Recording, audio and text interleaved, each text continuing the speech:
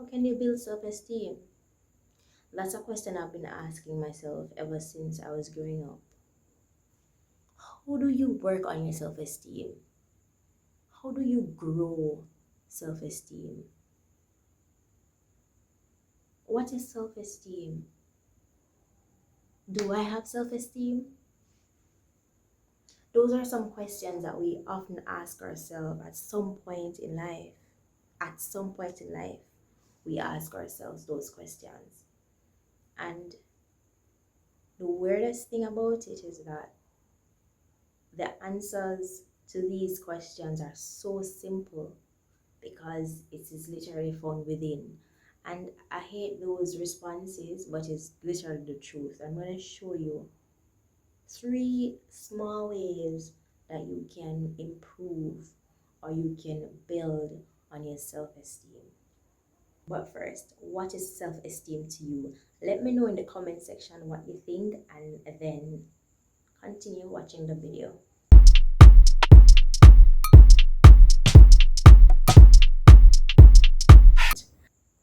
How do you work on your self-esteem? Are you pushing yourself to be who you want to be? What are you doing to push yourself? In this video, I'm going to be talking about 3 ways you can improve your self-esteem. They are small, they may seem small, but they're effective. Before we get into it though, what is self-esteem? You may already have an idea of what self-esteem is, but let's lead with a definition or with a reading of what it is. According to Adler and Stewart in 2004, self-esteem refers to a person's overall sense of his or her value or worth. It can be considered a sort of measure of how a person values, approves of, appreciates, prizes, or likes him or herself. So basically, self-esteem is how you evaluate or how you feel about yourself. It includes your beliefs, your emotional state, whether it's triumph, despair, pride, or shame. While doing a psychology course, I came across Maslow's hierarchy of needs. It is a motivational method or theory in psychology involving a 5-tier model of human needs, often depicted as hierarchical levels. From the bottom of the hierarchy upwards, the needs are psychological, which includes food and clothing, shelter, the basic needs. The next one is safety, which would include job security. The other, love and belonging, which would include the needs for friendship. And you have esteem and then self-actualization, where you reach your ideal self. I love talking about the ideal self, by the way. Needs lower down in the hierarchy must be satisfied before individuals can attend to needs higher up. It just makes sense. So where on Maslow's hierarchy are you in life? You can comment below. Let me know in the comment section. I'm going to truthfully tell you where I am on the hierarchy. I am at safety, really. Security of body, employment, resources, morality, the family, health, property. Well, no, not property yet, but I'm working on it. I'm working on it, guys. But let me know in the comment section where are you on this hierarchy? All right, where are you on Maslow's hierarchy of needs, and what are you working on, and where do you want to go? Right? Obviously, I want to be where this self-actualization is, but let me know in the comment section where are you on this? All right, so the first tip is for you to talk to somebody who is older than you are. In other words, find a mentor. Mentors are important because they will have experience in a lot of things. But somebody who is older than you or more experienced in a particular area and that you're comfortable listening to or talking with.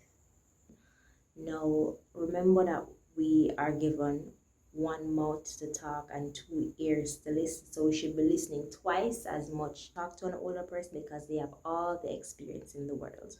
Listen to what they have to say about life, about God, about relationships. You never know what you can learn. If you are in doubts or you have questions, I am sure if you ask them, they will be willing to answer your questions. Find somebody to talk to on a regular basis. Yes, we are still on COVID-19 watch, but it does not stop you from reaching out. We are privy to social media. You can talk to somebody via WhatsApp, you can talk to them via Instagram, DMs, Twitter, you name it. Social media is there. So just find somebody you can connect with and talk to them and see where their headspace is and see what you can learn from them. In other words, just get a mentor. I did a video some time ago in regards to getting a mentor. You can search for it somewhere, and I'll do another video on that as well, the benefits of getting a mentor. The next tip in building your self-esteem is reading self-help books. Now, yes, I've done a video about self-help books, but I didn't go in details. I'm going to be doing another one, so you can look out for that one as well. Reading self-help books really helps you to, yes, grow your vocabulary, but it also allows you to see things from another perspective. Now, if you are reading something that helps you to do better at life, you're going to be doing it in such a way that it becomes a part of you. Okay, so there are other books that you can read, books such as The Success Principles by Jack Canfield. He speaks about 65 methods for transforming your life. If you're looking for a self-help book that gives you a million ideas on how to improve your life and how to become successful at it, you can read his book. Again, The Success Principles by Jack Canfield. There's another cool book you can read called Think and Grow Rich by Napoleon Hill. It was written years ago. He was associated with men like Andrew Carnegie and Thomas Edison and a lot more, Henry Ford. And these men dedicated their lives to talking about personal development and how you can improve your life by yourself with little things that you adjust in your life.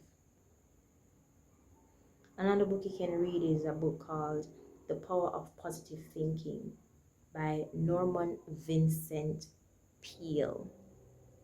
Most people who succeed in life will probably tell you that attitude is a huge part of success, and this book will prove it to you. Right? Recap.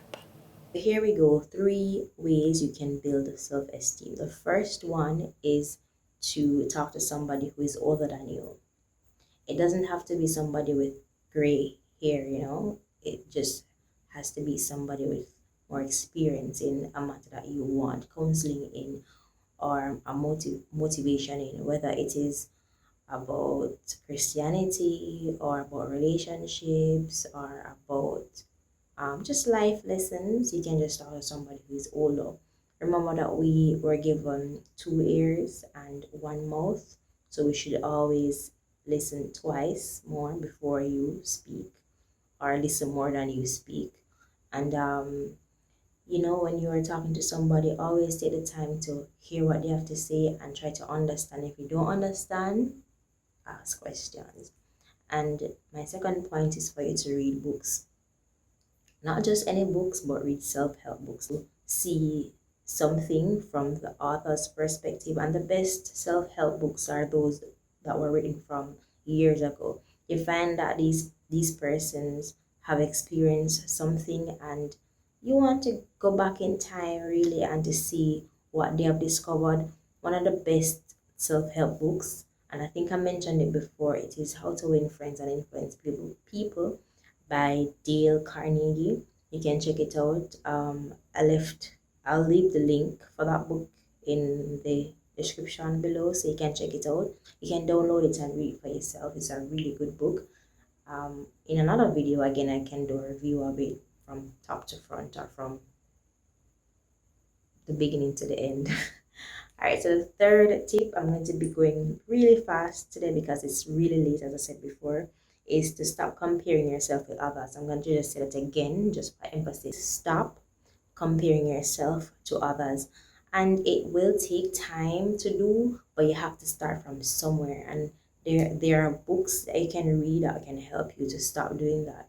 I'm going to tell you off the top of my head, really, it's hard, but you have to. You can't compare yourself to others just because you see them excelling or you see them doing things that you want to do and you can't do. Each of us has our own lane to walk to or to walk into or to run into. There's no way possible you can just try and reach up with somebody or try to catch up with somebody when they're way ahead of you. Something won't be done correctly, or you will miss out on a life lesson just because you're rushing to catch somebody up or you're waiting for somebody who is way behind you. No, everybody has a lane that they need to trod or they need to run into. So just take your time and wait. Real life example. Look at Mr. Donald Trump, right? He wanted to be a US president for the longest while. He started his presidential campaign in 2000. Yes, in 2000, that's when he started his presidential campaign. Mind you, he was always interested in politics, but later he became the 45th president of the United States of America. Look at Joe Biden, Mr. Joe Biden. He wanted to be the United States president from as long as 1988, right? But look at him now, he's the 46th president of the United States of America. Now use these examples and just see how best you can adjust yourself to fit what you are going through and to fit your life. Don't try to be what you're not. Do not compare yourself to others. Everybody is in their own, and I cannot stress this any further. Everything happens for a reason. Even the Bible says, right? Everything really happens for a reason. There's a season for everything. What goes up must come down. Just look at it that way and don't push yourself. There's a thing called imposter syndrome. It is a normal thing to go through. When you're experiencing it, do not beat yourself up. I still do. I think I am trying to work through it. It's hard, trust me, but just try your best and do what you need to do, but do not push yourself. Do not compare yourself to others. The race will finish when it's supposed to finish. All right, I hope that you enjoyed this short video. If you benefited in any way, you can share with me in the comment section what you think you need to work on, what you think you need to read, and let me know. I'll be down there in the comment section, and see you in my next YouTube video.